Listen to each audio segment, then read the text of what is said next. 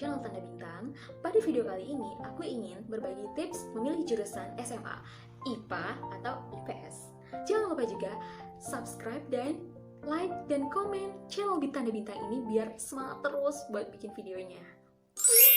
Well, kalian pasti di sini lagi bingung kan? Nih buat adik-adik nih yang masih SMP kelas 3 udah mau masuk SMA pasti udah mikirin kan mau minatnya ke jurusan IPA atau IPS. Pasti kalian di sini udah dengar isu-isu kan kalau IPS tuh gak banget, mending jurusan IPA. Salah. Kalian harus tahu dulu apa sih plus minus IPA. Sebenarnya nggak ada plus minus sih. Yang mana IPA sama IPS tuh imbang. Hanya yang membedakan IPA sama IPS tuh ya orang-orangnya kayak gitu. Oke, tanpa berlama-lama kita langsung aja ke tipsnya ya. Pertama, yaitu harus ketahui dulu minat dan bakat kalian itu di mana. Misalnya, kamu minatnya di hitung-hitungan nih, kamu sukanya mempelajari tentang anatomi tubuh, mempelajari mengenai tumbuh-tumbuhan. Ya, why not? Kalian masuk IPA aja. Misalnya bakat kalian di IPS, sedangkan minat kalian di IPA. Oke, case kayak gini memang sebenarnya sering terjadi. Tetapi alangkah baiknya kalau saran aku, kamu ikutin aja minat kamu. Kamu kemana? Kalau misalnya ikutin bakat, kayaknya nggak semua orang sih bakal nyaman ngikutin bakat. Karena ada dari beberapa yang aku perhatiin ke teman-teman aku, mereka lebih prefernya sukanya ikutin minat. Karena minat itu keinginan, dan sudah pasti keinginan tuh ya tentunya kita suka dong. Sedangkan aku nih contoh ya, aku minatnya di ilmu komputer, kan aku sekarang udah kuliah. Tapi bakat aku tuh di seni. Kemarin aku sempat disaranin sama orang tua aku, kamu gimana kalau ambil jurusan seni aja. Tapi aku mikir lagi, kayak aku kalau di seni itu kayak sekedar hobi aja gitu kan. Aku suka ngelukis, suka bernyanyi-nyanyi gitu ya. Kalau kalian masih bingung nih antara bakat sama minat kalian itu berbeda, jadi kan masih ragu mau pilih IPA atau IPS. Oke, tips yang selanjutnya yaitu tips yang kedua, stigma masyarakat. Kalian jangan pernah peduliin stigma dari masyarakat. Ada nih, kalian misalnya lagi bingung mau pilih jurusan IPA atau IPS, terus ada yang bilang, kamu nanti SMA-nya ambil jurusan IPA aja. Kalau IPA tuh kamu nanti dijamin deh bakal dipandang orang pinter ini itu. Terus kalau IPA tuh dia bakal lebih diperhatiin sama gurunya, beda sama anak IPS. IPS tuh gak diperhatiin karena anak IPS tuh bodoh-bodoh gitu. Maaf banget, jangan banget kalian berpikiran kayak gitu. Karena gak ada perbedaan yang kayak gitu. Orang tuh bisa pinter sesuai bidangnya kalau dia menguasai. Kalau kalian peduliin stigma dari masyarakat, sumpah aku percayain deh kalian bakal salah pilih jurusan. Karena stigma dari masyarakat tuh gak banget buat dijadiin panutan. Well, sekarang tips yang ketiga, perhatiin cita-cita kalian. Nah, sesuaikan lagi kalau misalnya kedokteran yang berbau-bau kesehatan kayak gitu ya, yang kayak berbau ilmu pasti, itu ya udah pasti kan harus masuk IPA. Dan kalau misalnya kayak IPS nih, akuntan tuh udah pasti belajar ekonomi ya, nggak ada dong di IPA. Ya, pasalnya kalian ikutin aja di IPS, masuk aja di kelas IPS. Well, untuk tips yang keempat, kalian harus banget konsul sama orang tua.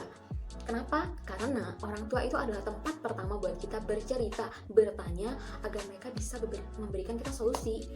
Kayak misalnya kamu kan bingung nih mau IPA apa IPS, nah kamu curhat dulu sama orang tua kamu. Karena orang tua itu kan adalah orang yang pertama tahu seluk-beluk kamu itu seperti apa. Dan yang kelima, yaitu adalah jangan ikut-ikut teman kalian. Please banget, jangan banget ikut-ikut sama teman kalian. Kalau misalnya teman kalian masuk IPS nih, kan ikut IPS juga. Padahal kalian tuh sebenarnya basically cocoknya di IPA.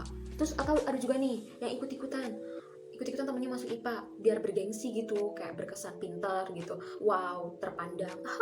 Please banget, jangan banget. Karena kenapa? Nggak semuanya itu harus ikut temen guys. Oke, mungkin kalian setia kali ya sama teman kalian, jadi harus sejalan sehidup semati. Nggak banget, nggak juga kali dengan hal yang kayak gini. Jangan banget ya ikut teman-teman. Tips yang keenam, ubah mindset kalian. Jangan sampai kalian terjebak pada mindset buruk yang bertebaran di luar sana. Misalnya, ada nih yang bilang, teman kamu deh, kita masuk IPS yuk, ngapain gitu. Kalau di IPA anak-anaknya pada cupu, culun. Kalau IPS kita bisa gaul, bisa keren, bisa beken kayak gitu. Enggak, jangan banget. Dan juga ada satu lagi, ada yang bilang kalau masuk jurusan IPA itu bakal sedikit hafalannya karena banyakan belajar hitung, teknisnya ke lab gitu ya. Emang sih seru. Tapi ada juga yang bilang IPS tuh banyak hafalan. Kamu gak usah masuk IPS tuh hafal terus, hafalin ini itu tentang ini itu teori ABCD gitu. Enggak. IPA juga banyak hafalan, kamu harus hafal rumus karena rumusnya banyak. Terus juga di biologi itu ngapalin anatomi tubuh, nama-nama biologi tumbuhan, nama-nama biologi ini itu, pusing rasanya. Well, itulah 6 tips yang telah aku sampaikan tadi mengenai tips-tips bagaimana agar kalian bisa menentukan mau masuk jurusan IPA atau IPS. Kalian tinggal pertimbangin berdasarkan tips-tips aku tadi, boleh. Atau kalian boleh juga menggunakan pertimbangan dari sudut pandang lain, karena penting banget buat kalian ketahui dulu dari berbagai banyak sudut pandang, biar mudah juga kalian buat mengerucutkan pilihan kalian saat udah tamat SMA. Misalnya kamu udah tamat SMA nanti, kamu mau ngambil jurusan jurnalistik. Oke, berarti kamu ada baiknya ambil jurusan IPS aja di SMA-nya. Jadi lebih linear gitu sama jurusan SMA kamu dan kuliahnya nanti. Kan IPS juga lebih condong kayak menekankan public speaking gitu ya. Beda dengan IPA yang lebih ke monoton. Karena ya banyak hitung-hitung gitu kayaknya ya. Tapi gitu sih kalau dari realitanya aku semasa sekolah, anak IPA tuh terkenal banget monoton. Sedangkan IPS tuh aktif gitu karena dia lebih dituntut ke public speaking gitu. Well, overall setelah banyak kita bincang-bincang, aku seneng banget akhirnya aku bisa berbagi tips sama kalian. Oh ya, jangan lupa kalian bisa komen di bawah, banget penting banget.